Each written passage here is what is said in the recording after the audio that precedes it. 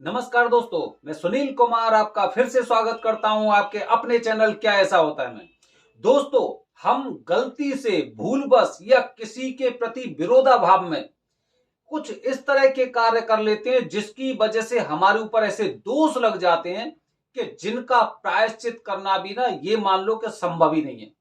वो इस तरह के दोष उत्पन्न हो जाते हैं कि जब तक आपकी पीढ़ी पूरी तरह से बर्बाद नहीं हो जाती तब तक वो दोष खत्म नहीं हो सकते हैं। मैं अपनी वीडियो के माध्यम से बताने जा रहा हूं दोस्तों, हालांकि हमारे देश में ऐसे भी स्थान है जहां पर हर प्रकार के दोषों या पापों से मुक्ति मिल सकती है। जैसे अगर मैं बात करूं आपसे पितृदोष पूजा या काल सर्प दोष पूजा या फिर त्र्यंबकेश्वर के बारे में, महाकालेश्वर के बारे में बात करता हूं, प्रयागराज नगरी के बारे में बात करता हूं, मैं काशी के बारे में बात करता हूं, मैं हरिद्वार के बारे में बात करता हूं, मैं वृंदावन के बारे में बात करता हूं, लेकिन ये दोष खत्म नहीं कर सकती कोई भी नगरी। कुछ भी हो जाए, लेकिन ये दोष इस तरह के दोष होते हैं कि आपने इतनी बड़ी गलती की है, चाहे वो अनजाने में की हो, लेकिन इतनी बड़ी गलतियां की हैं कि जिसका प्रायश्चित करना या फिर उन गलतियों को सुधारना असंभव सा लगता है। ये मान लो जब तक पीढ़ी खत्म नहीं हो जाती तब तक वो दोष खत्म नहीं हो सकते। तो दोस्तों, पहला कारण बता रहा हूं कि ऐसा कौन सा दोष जिसकी वजह से वो दोष आपकी पीढ़ी में से ही खत्म नहीं होगा।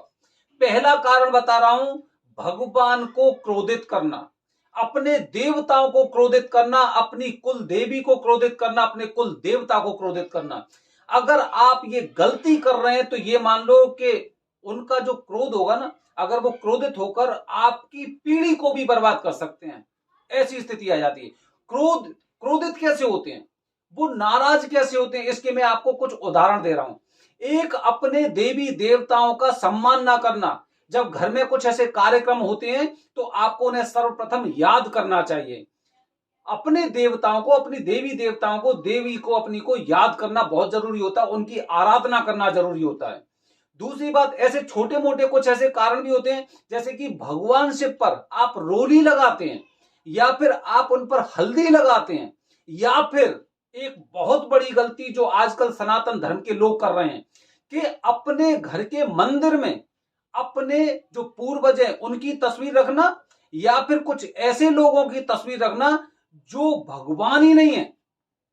ये मान सकते हैं कि वो हमारे धर्म के एकदम विरुद्ध उनकी तस्वीर आपने रख रखी। जैसे मैंने काफी लोगों को देखा है कि वो कुछ अपने गुरु की तस्वीर रख लेते हैं, काफी लोगों ने ऐसे संतों की तस्वीर रख रखी है, काफी लोगों ने साईं की तस्वीर रख रखी है, मूर्ति रख रखी है। तो ये इस तरह का दोष उत्पन्न हो रहा है कि जिसकी वजह से वो आपकी पीढ़ी को भी खराब कर सकता है। सनातन धर्म के अनुसार आपका मंदिर होना चाहिए और किसी एरे गहरे की तस्वीर भी आपको अपने मंदिर में नहीं रखनी चाहिए, नहीं तो भगवान बहुत ज्यादा क्रोधित होते हैं। बहुत लोगों को मैंने देखा है, साईं की तस्वीर को भगवान के बगल में रख लेते हैं। क्या तुलना हो रही है, क्या कर रहे हैं आप?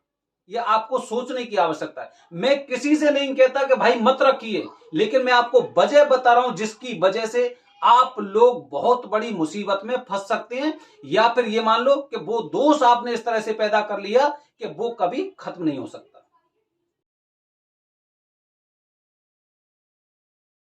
दूसरा कारण बता रहा हूं दोस्तों, दूसरा महत्वपूर्ण कारण होता है अपने माता पिता का सम्मान ना करना। बहुत लोगों को आपने भी देखा होगा कि अपने माता का, अपने पिता का सम्मान नहीं करते हैं, और खासकर ये स्थिति तब आती है जब उन लड़कों की शादी हो जाती है। शादी होने के पश्चात वो माता पिता ही उन्हें एकदम बूढ़े और असहाय नजर आते हैं, ऐसा लगता है कि ये हमारे किसी काम के नहीं है, और इस तरह से उनका किसी चीज में उनसे कुछ राय पूछी जाती है, उनका सम्मान किया जाता, बल्कि इस तरह से अनादर किया जाता है कि अगर घर में कोई फंक्शन भी होता है तो वो बेचारे बुजुर्ग अलग बैठे रहते हैं। यहां तक कि काफी लोग ऐसे हैं जो अपने माता पिता को वृद्धाश्रम भेज चुके हैं या भेजने की तैयारी में। तो आगे भविष्य में देखिए कि जो अपने माता पिता को ऐसे वृद्धाश्रम में भेजने का प्रयास कर रहा है, आने वाली पीढ़ी उसे भी वृद्धाश्रम में बिठा के तैयार हो रही है पीढ़ी कि आपको भी वृद्धाश्रम में बिठा के ही मानेगी। मतलब ये इस तरह का दोष आप लोगों ने पैदा कर लिया जिसका समाधान ही नहीं है। और ये दोष केवल तभी खत्म होगा जब आपकी पीढ़ी पूरी तरह से खत्म हो जाएगी। क्योंकि माता पिता जिन्होंने हमें पैदा किया, लालन पालन किया, हमारी एक एक छोटी छोटी इच्छा को पूरी की उन्होंने हर जरूरतें पूरी की। अपना समय निकालकर वो स्कूल से लेके अपनी आपकी जो हायर एजुकेशन होती है उसमें उन्होंने अपने ये मान लो पसीना और खून हर प्रकार से बहाया है। और आज आप उनका इस तरह से अनादर कर रहे हैं, इसका मतलब ये हुआ कि आपका आने वाला भविष्य आप खुद बिखरता हुआ देखेंगे, आपके अपने बच्चों में, अपने आने वाली पीढ़ी में। तीसरा कारण बता रहा हूं दोस्तों, तीसरा ऐसा दोष जो आपकी पीढ़ी को बर्बाद करके मानेगा, जो खत्म नहीं होगा। तीसरा दोष होता है भाई से बैर।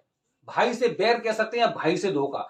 मैंने काफी लोगों को देखा है, वो लोग किस तरह से व्यवहार करते हैं कि वो अपने भाई के साथ अपने माता पिता को अपने साथ लेके या कुछ लालच देके या फिर डरा के या किसी भी तरह से भाई से धोखा करते हैं। और ये प्रयास करते हैं कि भाई इसकी प्रॉपर्टी मुझे मिल जाए। मतलब भाई भाई के बीच में एक तरह से पीठ के पीछे से और वार कर रहा है, कैसे भी, चाहे वो कानूनी रूप से या फिर अपने माता पिता को अपने पक्ष में लेकर वो भाई से धोखा कर रहा है। आप खुद सोचिए, मैं उदाहरण दे रहा हूं आपको। आज मैं अपने भाई के साथ धोखा करूंगा तो कल मेरे बच्चे भी आपस में एक दूसरे से धोखा करेंगे। मतलब वो दोष मैंने अपने अंदर ऐसा पाल लिया कि मेरी पीढ़ी को बर्बाद करके ही मानेगा। आज मैं अपने भाई का माल मार लेता हूं, कल मेरे बच्चे आपस में एक दूसरे का माल मारेंगे और फिर खूनी युद्ध, खूनी संघर्ष शुरू होगा। मतलब अंत में क्या रिजल्ट निकलेगा कि पीढ़ी खत्म हो गई लेकिन दोष खत्म नहीं हुआ। हमने भाई का माल किसके लिए मारा? अपने बच्चों के लिए। और उन बच्चों की हालत क्या हो रही है? वो बच्चे आपस में आज एक दूसरे के दुश्मन हो रहे हैं, जानी दुश्मन हो रहे हैं। क्योंकि जो मैंने किया है, जो मैंने खाया है, वो मेरे बच्चों में तो आना है। आज मैं अपने भाई का या किसी का भी माल मारता हूं या फिर उनके साथ धोखा करता हूं तो ये मान लो, ये मैं आने वाली पीढ़ी के लिए मैंने ऐसा बीज बोया है कि जिसको मुझे खुद को काटना पड़ेगा। मतलब मेरी पीढ़ी पूरी तरह से बर्बाद होकर ही मानेगी।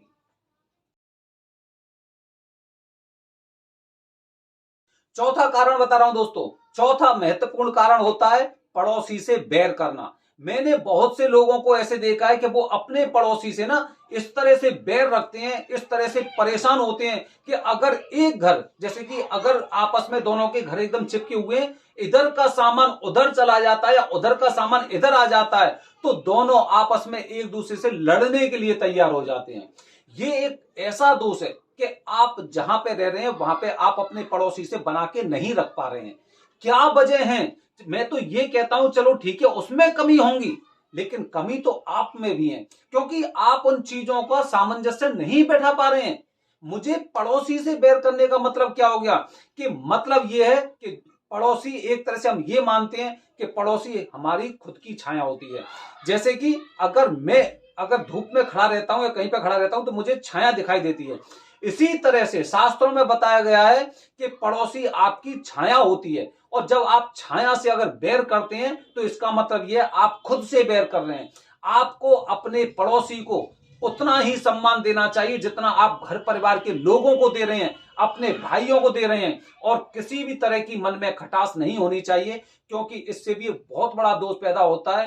क्योंकि जहां पे आज आप नहीं रह पा रहे हैं, कल आपके बच्चे वहां पे जाएंगे तो वो भी अपने पड़ोसियों से लड़ेंगे और झगड़ेंगे। इसलिए इस दोष को पैदा ना होने दें। दोस्तों, पांचवें तरह का अपराध वो ये होता है मित्र से चोरी।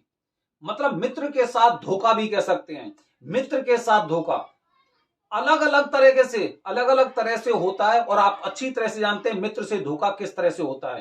काफी लोग इतने अच्छे आपके एकदम साथी होते हैं, पूरी तरह से आप पर विश्वास करते हैं और आप अंत में क्या कर रहे हैं, आप उनके पीछे से ही ऐसा गड्ढा खोद रहे हैं कि ये मित्र ही गिरेगा। मतलब मित्र के साथ धोखा कर रहे हैं या फिर आप विश्वासघात कर रहे हैं। विश्वासघात अगर किसी के साथ किया जाता है तो ये मान लो कि आगे भविष्य में आने वाले समय में या तो विश्वासघात आपके साथ होगा और या फिर होगा आपके बच्चों के साथ में। क्योंकि विश्वासघात एक ऐसी चीज होती है जो एकदम जैसे बीज की तरह बोई जाती है, और जब इस समय के अनुसार जब इस पे से पेड़ पैदा होता है तो ये मान लो कि वो विश्वासघात की हम लोगों को सजा खुद भुगतनी पड़ती है।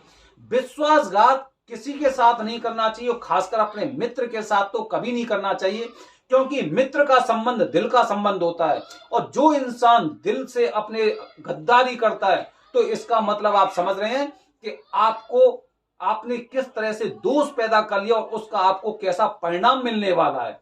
विश्वासघात किसी के साथ मत करिए, बल्कि दोस्तों के साथ, मित्रों के साथ, जो आपके लिए हमेशा तैयार रहता है, हमेशा तैयार रहता है। और आप क्या सोचते हैं, मैंने इससे अपना मतलब निकाल लिया, ऐसा कभी नहीं सोचना चाहिए।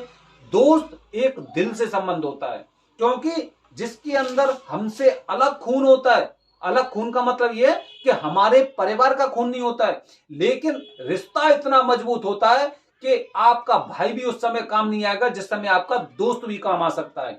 इसीलिए मित्र से चोरी कभी नहीं करनी चाहिए और विश्वासघात किसी के साथ बिल्कुल नहीं करना चाहिए।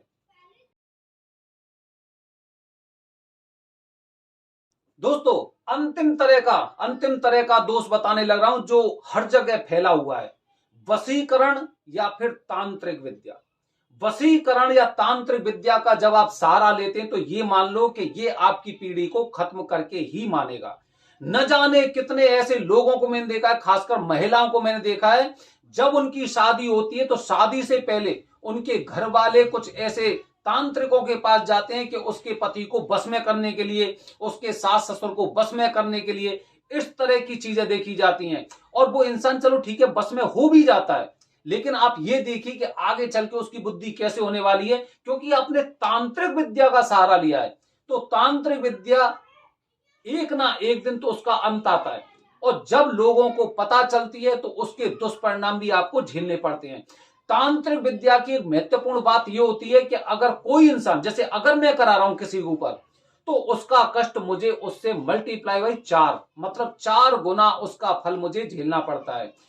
स्टार्टिंग में जब शादी होती है, खासकर तो शादी से पहले लोग ज्यादातर यही कार्य करते हैं कि काफी बार तो सास करती है कि बहू मेरी बस में हो जाए, काफी बार ऐसा होता है कि बहू चाहती है कि मेरा पति बस में हो जाए, काफी बार वो चाहती है, उसके घर वाले चाहते हैं, बहू के घर वाले, कि भाई ये पूरे जो लड़की की ससुराल है उसके पक्ष के लोग हमारे बस में हो जाएं।